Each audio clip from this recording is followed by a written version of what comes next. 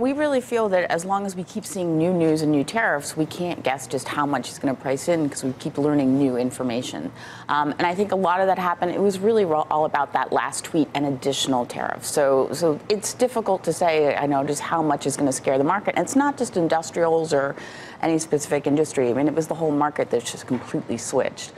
So what we're looking at more is, and for the entire month of October, there's definitely been a change in leadership, and investors are definitely reevaluating what they're willing to pay for stocks. What are these new evaluations going forward with these types of risk in a rising rate environment?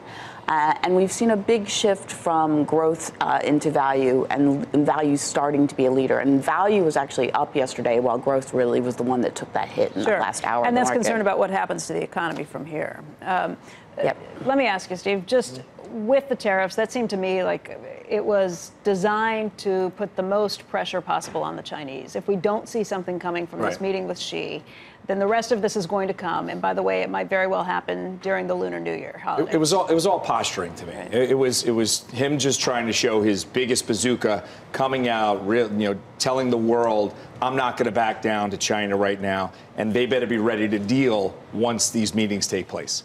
So posturing, but we don't know what the Chinese reaction to that will be. So how do you kind of play it out in the market? So, well, you've already seen it play out pretty, you've seen China large cap tech get hit. You've seen the trade stocks get hit.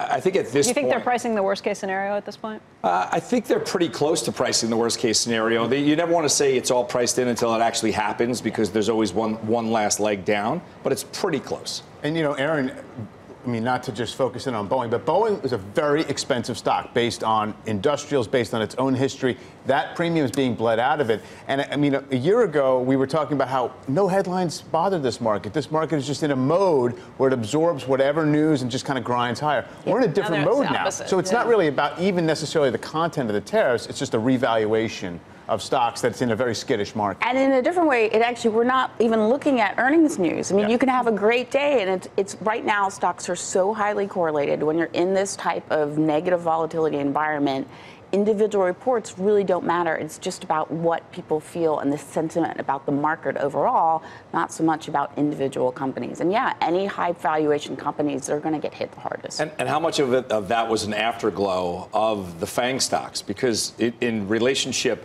on a relative basis to Boeing, when you looked at an Amazon, Boeing looked really cheap. Now if FANG falls apart, then everyone starts to look at where's the overvalued in the other spaces. Sure. To that point, if you're just trying to keep a clear head and keep emotion out of it, where do you value the market right now? Does it look cheap to you? Does it look expensive? Well, it's always going to look expensive when you have the run-up that we've had in it, but on a real basis, it's not forward earnings basis. Right, it's not that expensive. But when you look at home builders that have been beaten up, auto has been beaten up, those are your value stocks.